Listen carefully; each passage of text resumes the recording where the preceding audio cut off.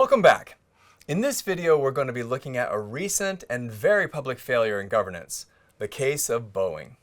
Boeing has been a synonym for engineering innovation since its founding as an American multinational aerospace company in 1916.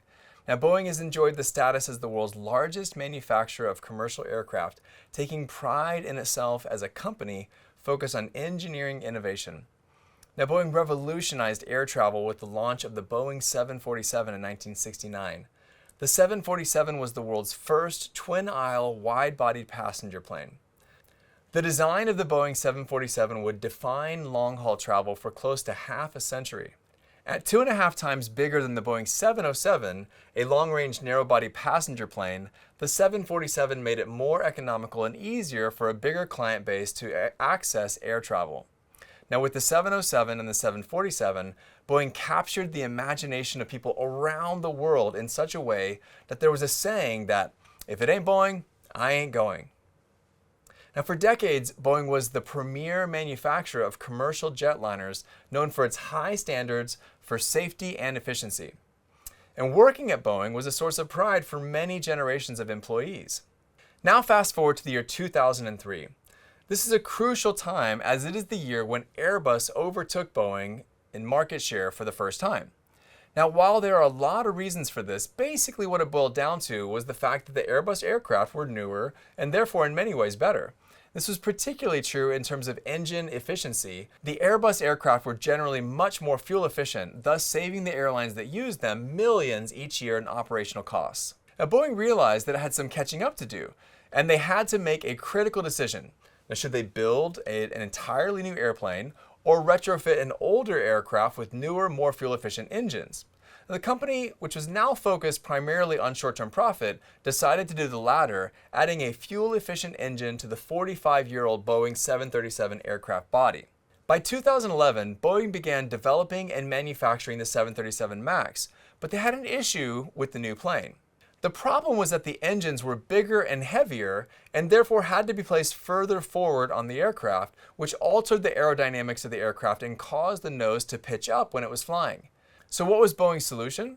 They added a software that was used to stabilize flight controls called the Maneuvering Characteristics Augmentation System, or MCAS.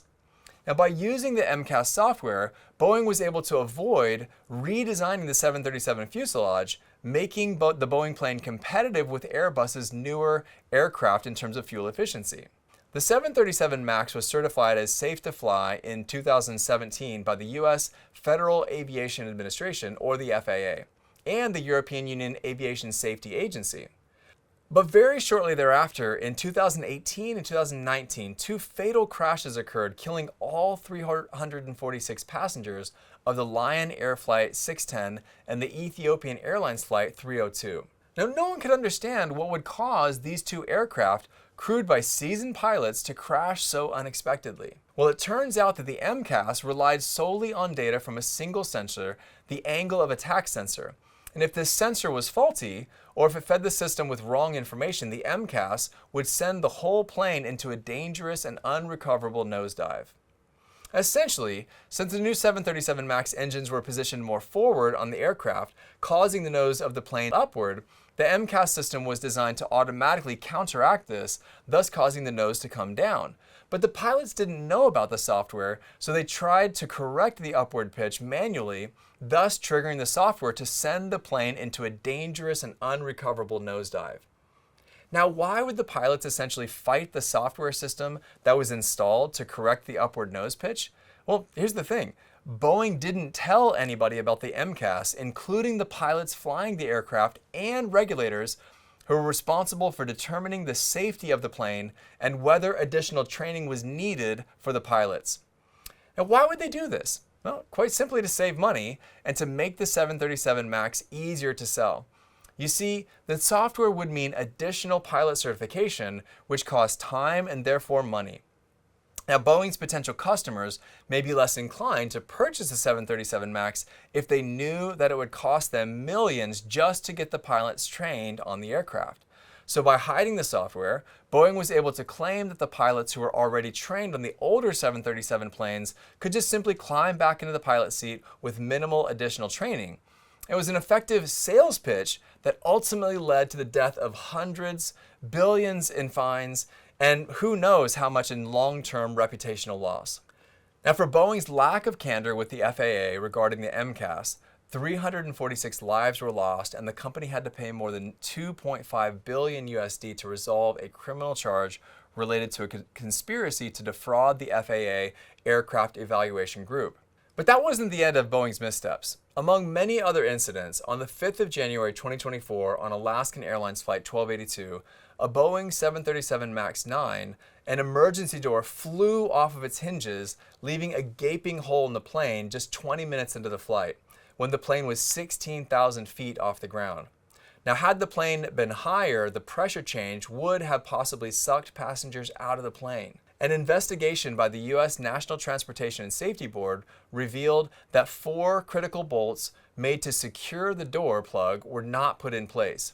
The door plug was removed in the factory due to damage, but when the plug was reinstalled, the bolts were not put back in. A week after the incident, Boeing stock plunged by 10%, and in March of 2024, the U.S. Department of Justice opened a criminal investigation into the Alaskan Airlines incident. And by late March, Boeing CEO Dave Calhoun announced that he would step down by the end of the year, but not without taking home about 45 million USD in his retirement. Now, in its report on the first quarter of 2024, Boeing announced that its commercial airplane unit revenue dropped by 31% compared with the previous year. So how did Boeing go from, if it isn't Boeing, I'm not going, to, if it's Boeing, I ain't going? Essentially, Boeing went from a company focused on engineering innovations and fiscal restraint to a company driven solely by short-term profit and stock price. Now, this process really began when Boeing merged with McDonnell Douglas in 1997. Soon, Boeing's traditional ethos of safety first and engineering excellence was replaced by short-term profit and shareholder maximization approach. But after the merger, the vision of Boeing's new leadership wasn't just to build bigger airliners, but to do so faster and cheaper in order to speed up production and certification and maximize shareholder value. The company's new priority of speed over thoroughness alarmed many former employees who had been working with Boeing for decades and were uncomfortable about the declining safety and quality standards that they were witnessing. So what did they do? Well, they did something that not many are willing to do, something that requires a lot of courage. They spoke out. They spoke out to their managers, explaining their concerns, and some of them even became whistleblowers. Now, unfortunately, many of them were silenced or ignored, and some even lost their jobs. For example, in 2015 and 2016, Boeing employees were already flagging concerns about the MCAS software system in the 737 MAX. John Woods, for example, was a Boeing engineer responsible for making sure the aircraft were safe. Now, according to his statements, he witnessed damaged parts being ignored or papered over and hidden from view. He suspected that there were bad repairs happening at the factory, and he was worried that there would be structural failure in the fuselage. But when he tried to enforce quality standards in Boeing's South Carolina plant, he was harassed by his bosses. Now, John then complained to Boeing's Human Resources Department and said that he was being harassed for doing his very job. And soon after, it is alleged that John was put under review and then fired. John Woods was not the only company whistleblower that Boeing allegedly ignored. Unfortunately, these lapses in governance led to the deaths of hundreds of airline passengers. As a result, in January 2021, after years of investigations, Boeing agreed to pay around 2.5 billion USD to the US Justice Department to resolve a criminal investigation into the company's conduct surrounding the fatal crashes. From that amount, about $243 million was a fine paid to the Justice Department, about $500 million was used to set up a fund for victim compensation, and nearly $1.8 billion was given to airlines whose 737 MAX jets had been grounded. As a part of that settlement, Boeing also agreed to overhaul its compliance practices as part of the deal with prosecutors. In fact, after what was reported as, quote, secret negotiations, the U.S. government agreed not to prosecute Boeing on a charge of defrauding the United States by deceiving regulators who approved the plane. They issued what is commonly referred to as a deferred prosecution agreement so that Boeing and the government could work together to improve the company's governance and safety issues. The U.S. government gave Boeing until January 2024 to clean up its act, and if it didn't, the Justice Department could bring criminal charges against the company. Well, just before that deferred prosecution agreement was set to expire, the January 2024 Alaska Airlines incident, where the door flew off the hinges mid-flight, occurred. The U.S. FAA launched a 6-week investigation and found multiple instances where Boeing and Spirit Airlines Systems, which manufactures the fuselage for Boeing aircraft, allegedly failed to comply with manufacturing quality control requirements. At Spirit Aerosystems, FAA auditors saw unconventional practices taking place, including mechanics using a hotel key card to check a door seal and applying liquid dish soap to a door seal as lubricant in the fit-up process. The door seal was then cleaned with a wet cheesecloth. The FAA audit also found that the 6 Boeing engineers interviewed scored only 58% in their understanding of the company's quality control processes. And for the 89 product audits the FAA conducted on Boeing, the aircraft manufacturer failed 33 of them, with 97 instances of alleged noncompliance. And out of the 13 audits the FAA conducted on Spirit Aerosystems, 7 failed. As a result, on May 14, 2024, the U.S. Department of Justice announced that Boeing violated its 2021 settlement that allowed the company to avoid criminal prosecution.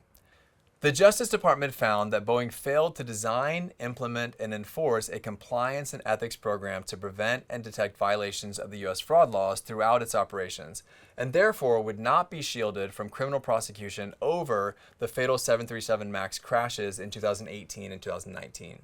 It's now up to the Justice Department to decide whether to file criminal charges against Boeing, and prosecutors will tell the court no later than July 7, 2024, how they plan to proceed. But it's also worth noting that potential criminal liability is only one of Boeing's concerns, with several civil and whistleblower claims that are moving through the court systems. It could easily take years to root out all these problems, install new and effective leadership, change the corporate culture, and refocus on the engineering and safety standards that made Boeing one of the world's most respected companies. Now, in conclusion, the governance failures at Boeing that led to hundreds of passenger deaths, billions in fines, and immeasurable reputation loss cannot be overstated. They serve as a stark reminder of the importance of effective corporate governance and the value of maintaining a holistic perspective on how ESG principles can lead to more sustainable companies over the long run. As we move forward, it's critical that companies prioritize safety and transparency in their decision-making processes. But this case re-emphasizes that ESG is not about platitudes or ticking boxes. It's about building a corporate culture that emphasizes sustainability over the long term. For example, consider this statement taken directly from the ESG section of one of Boeing's recent Code of Conduct documents.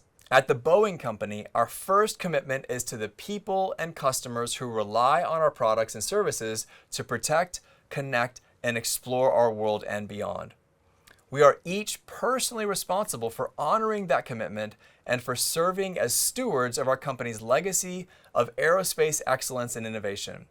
We do that by committing to our values and by holding ourselves to the highest standards of conduct in how we do our work, how we treat each other, and we understand that observing the highest ethical business standards is not only the right thing to do, but is critical to our long-term success as a company.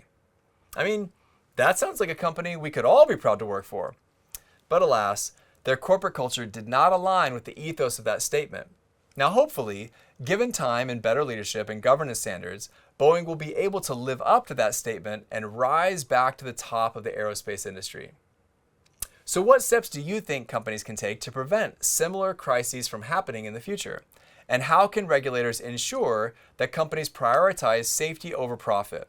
These are very important questions that require ongoing discussion and action.